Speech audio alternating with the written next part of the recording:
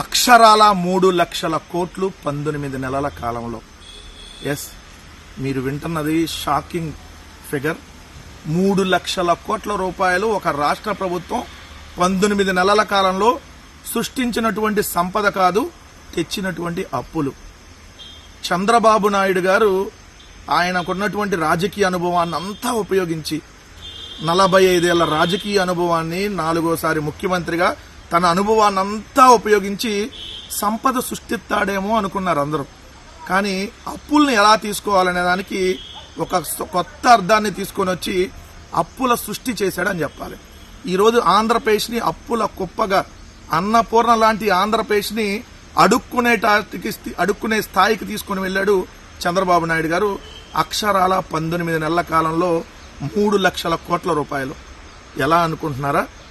2024 June 4వ తారీఖున ఏదైతే ఈ కూటమి ప్రభుత్వం అధికారంలోకి వచ్చింది, ఆ వచ్చినప్పటి నుంచి ఆ ఫైనాన్షియల్ ఇయర్లో వీళ్లు చేసినటువంటి బడ్జెట్ అప్పులు 81,597 కోట్లు. 2025-26 నవంబర్ వరకు కాగ్ గణాంకాల ప్రకారం వీళ్ళు చేసిన అప్పు 77,040 కోట్లు. మొన్న డిసెంబర్ 2వ తారీఖున ఆర్బీఐకి ద్వారా చంద్రబాబు నాయుడు గారు పరిగెత్తి మరీ తెచ్చిన అప్పు 3,000 కోట్లు. మళ్లీ డిసెంబర్ 30వ తారీఖున ఆర్బీఐ దగ్గరికి వెళ్లి పరిగెత్తుకొని వేలంలో తెచ్చుకున్న అప్పులు 4,000 కోట్లు. జనవరి 6వ తారీఖున 6,500 కోట్లు. మొత్తంగా చంద్రబాబు నాయుడు గారు అధికారంలోకి వచ్చిన ఈ 19 నెలల కాలంలో బడ్జెట్ అప్పులు 1,72,137 కోట్లు.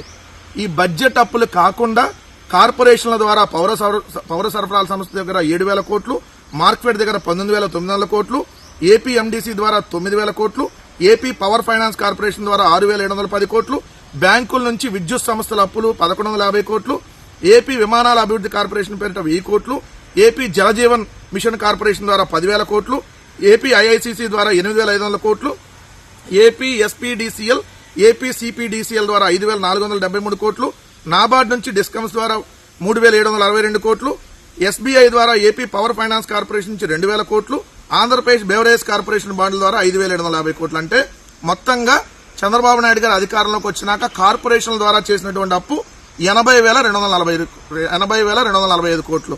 ఇవి కాకుండా అమరావతి పేరుతో ప్రపంచ బ్యాంకు, ఏషియన్ డెవలప్మెంట్ బ్యాంక్ నుంచి 15,000 కోట్లు, హడ్కో నుంచి 11,000 కోట్లు, జర్మనీకి చెందిన కేఎఫ్డబ్ల్యూ సంస్థ నుంచి 5,000 కోట్లు, ఏదైతే ఎన్ఏబిఎఫ్డి నుంచి 7,500 కోట్లు, ఏపీపీఎఫ్సీఎల్ నుంచి 1,500 కోట్లు, నాబార్డ్ నుంచి 7,387 కోట్లు. మొత్తంగా అమరావతి అప్పులు 19 నెలల కాలంలో 47,347 కోట్లు. ఏదైతే చంద్రబాబు నాయుడు గారు బడ్జెట్ లోపల చేసిన అప్పులు ఈ 19 నెలల కాలంలో 1,72,137 కోట్లు, బడ్జెట్ బయట కార్పొరేషన్ ద్వారా 80,245 కోట్లు, అమరావతి అప్పులు 47,387 కోట్లు. అంటే మొత్తంగా మొన్న జూన్ 6వ తారీఖు వరకు 2024 జూన్ 4 నుంచి 2026 జూన్ 6 వరకు 19 నెలల కాలంలో 2,99,769 కోట్లు. అంటే 3 లక్షల కోట్ల రూపాయల అప్పు. అంటే నెలకి 15,777 కోట్లు అప్పు చేస్తా ఉన్నాడు. ఒక రోజుకి చంద్రబాబు నాయుడు గారు చేస్తున్న అప్పు 525,91,00,000. అంటే దాదాపుగా 526 కోట్లు.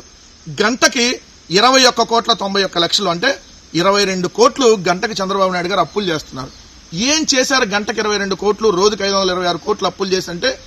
స్పెషల్ ఫ్లైట్లో తిరగటానికి, లేదంటే రామోజీరావు చచ్చిపోయాడు కాబట్టి ఆయన సంస్మరణ సభ 10 కోట్లు, చంద్రబాబు నాయుడు గారి భార్య భువనేశ్వర్ అటెండ్ అయిన ఆ సభకు ఒక 7 కోట్లు, చంద్రబాబు నాయుడు గారి ఇంటికి మరమ్మతులకు 3.5 కోట్లు, ఆ ఇంటి దగ్గరికి వెళ్లే డిజైనింగ్ లైట్లు, ఆ దారిలో ఒక డిజైనింగ్ పోల్స్ కోసం ఒక 5.5 కోట్లు, సిద్ధార్థ్ లోద్రాకి నెలకు దాదాపుగా 90 లక్షల నుంచి 1 కోటి రూపాయలు, ఏదైతే కన్సల్టెంట్లు 30,000 మంది పెట్టి దానికి 100 కోట్లు శాలరీలు, ఏదైతే వీళ్ళ ప్రచారానికి ఏడాదికి 700 కోట్లు, 700 కోట్లు టీవీ యాడ్లు, పేపర్ యాడ్లు, వీళ్ళ పబ్లిసిటీ ఖర్చు.